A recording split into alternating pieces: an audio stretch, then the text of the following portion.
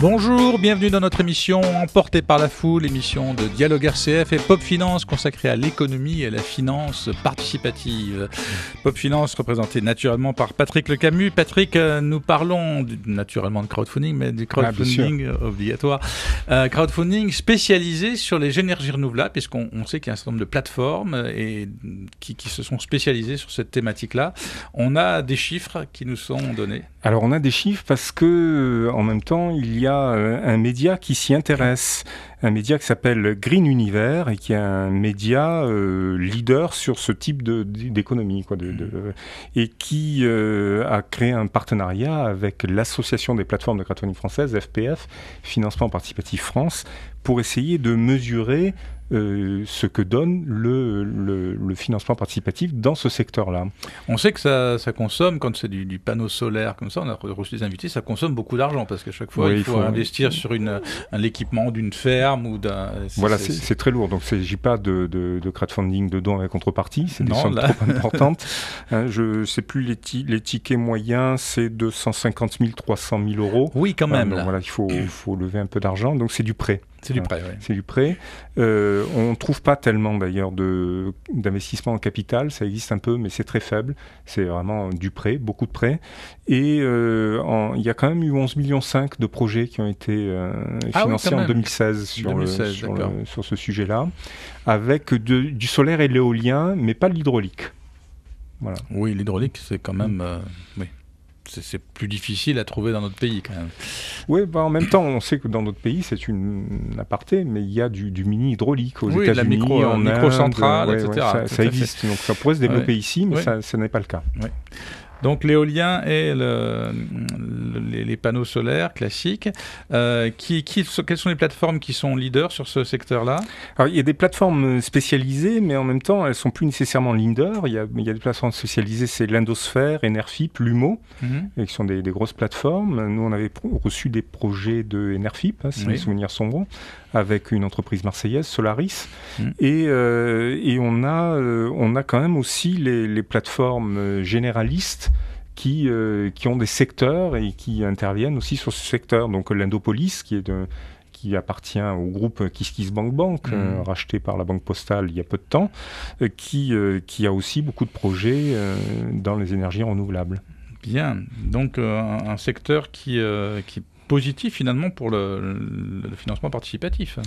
Oui, tout à fait. Ça marche très très bien. Ce qu'on attend, c'est de voir si les projets qui vont bénéficier de la loi transition énergétique pour faire aussi du crowdfunding en capital.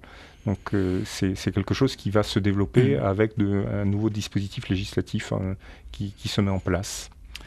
Bien, donc on a reçu ici Iris Solaris, dont on a parlé, qui est venu nous présenter ses centrales, qui levaient de l'argent par l'Endopolis. Donc c'est des levées qui sont tout à fait intéressantes. Voilà, et la plus grosse fait quand même 1 600 000 de levée. Hein. C'est pas petit. Et là, c'est pour le Sénégal. C'est un projet international, oui. C'est un projet pour le Sénégal. Oui, chiffre impressionnant.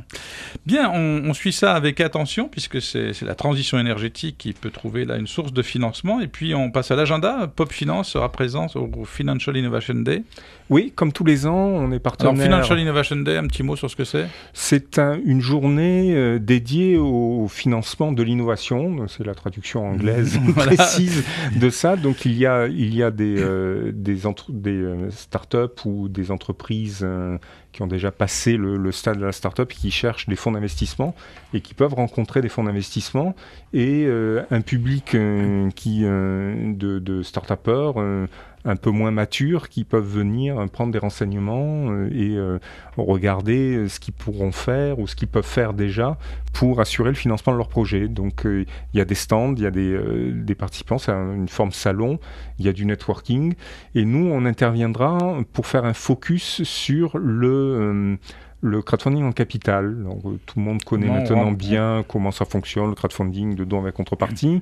Le crowdfunding de prêt, il faut trouver la bonne plateforme et puis et on discute avec eux et il n'y a pas énormément de compétences à acquérir pour bien mener une campagne. Par contre, on parle de l'intérêt du crowdfunding en capital, beaucoup, dans différentes manifestations.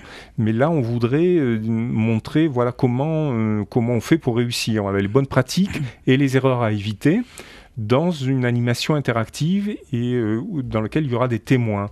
Donc il y aura notre ami Roland Couture qui viendra témoigner de sa campagne pour Prodige qui est une belle levée en capital en cours. On attend des réponses sur des gens qui ont des campagnes qui ont été effectuées, donc ils ont une expérience et ils viendront témoigner de la manière dont ça se passe pour vraiment connaître le concret, les bonnes pratiques. Et en même temps, on aura Alexandra Béard du cabinet d'avocats Akeos qui viendra aussi parler plus technique des problématiques juridiques qui sont fortes dans ce type de crowdfunding. Voilà. Donc ça, c'est le 17 octobre prochain, ça a lieu au pôle média de la Belle de Mai. Et on s'inscrit sur le site FeedMed 2017. Voilà. C'est le moment de recevoir notre invitée du jour, Clara Pagny. Alors Clara Pagny, vous avez dirigé un centre UCPA dans le Grand Nord des Alpes. Vous avez envie de descendre dans le Nord des Alpes, mais un petit peu plus au sud, dans le Champsaur, plus dans notre région Provence-Alpes-Côte d'Azur, et vous êtes aujourd'hui en formation pour devenir professeur des écoles, comme on dit.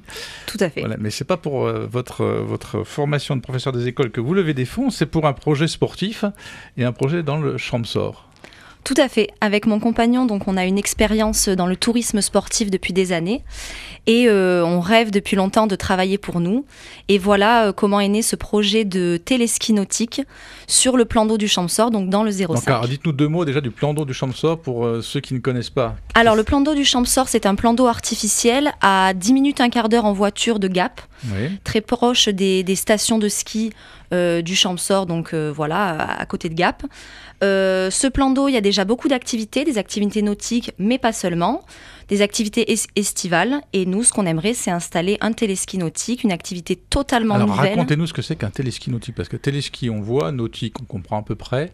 C'est exactement ça, le mix des deux. Donc téléski parce qu'il y a des pylônes, donc des pylônes ajourés d'une hauteur entre 6 et 9 mètres. Ces pylônes, quand même, oui. Tout à fait. Ajourés, donc l'intégration paysagère est optimale. Ces pylônes sont placés à distance entre 150 et 200 mètres l'un de l'autre. Ces pylônes sont liés par un câble et ce câble est en rotation pour tracter les pratiquants de sport nautique. Là, ça sera du wakeboard. Donc wakeboard, c'est comme le snowboard dans le sens où les pieds sont fixés à la planche et la traction se fait, ce qu'on dirait, de profil. Et également de la bouée tractée pour que vraiment on puisse atteindre tous les publics, des plus engagés aux plus Et là, ça fait une piste ou un trajet de quelle distance? Un trajet de 150 mètres environ, sachant que l'aller-retour est totalement possible. Donc les débutants, au début, c'est un aller, on s'arrête au bout, puis un retour. On boit la tasse au bout, c'est bon. Mais ça va bien se passer. Et quand le niveau des pratiquants s'améliore, évidemment, l'aller-retour est possible d'une seule traite. D'accord. Voilà. Donc ça, c'est un financement, mais sur un domaine public, ça Alors, le plan d'eau du Champsaur appartient à l'intercommunalité, la communauté de communes du Champsaur-Val-Gaudemar. L'endroit où l'on s'installe, c'est sur le terrain communal de Saint-Julien-en-Champsaur. Et donc en 2015, en fait, on est allé voir cette communauté de communes pour proposer ce projet, pour les convaincre que c'était une bonne idée. Il y a eu 2 ans, malheureusement, d'attente parce que le droit des sols ne nous permettait pas de nous installer. Donc, il a fallu faire une modification de PLU de la commune de Saint-Julien-en-Champsaur. Ah oui, quand même. Oui. Sachant que, en fait, toutes les activités avaient besoin de cette modification de PLU. Les couches se sont succédées, l'administration, et donc voilà, pour qu'une activité s'installe sur ce plan d'eau, on avait besoin d'une modification de PLU. Voilà pourquoi ça a pris du temps. Et aujourd'hui, la communauté de communes du Champsaur-Val-Gaudemar a souhaité passer par un système de délégation de services publics. D'où appel d'offres auquel nous avons répondu. Et donc voilà, on est en lice pour l'obtention de cette DSP. Avec une réponse très prochaine. D'accord, donc ça sera pour la saison prochaine. Tout à fait. D'accord. Et là, vous avez besoin d'argent pour investir dans vos fameux pylônes, je suppose? Alors, pas tout à fait. En fait, notre projet était bien ficelé. Voilà, les financements ont été obtenus par ailleurs. Du prêt, on a également un prêt à taux zéro, normalement d'une plateforme initiative du 0,5. Ensuite, de l'apport en numéraire que nous faisons avec mon conjoint. Et en fait, ce financement participatif, il a pour but de nous aider sur un coût qui était imprévu au départ. En fait, l'endroit où on souhaitait s'installer sur ce plan d'eau, au départ, nécessitait un raccordement électrique d'une 20aine de mètres, donc un coût tout à fait intégrable au coût global de l'activité.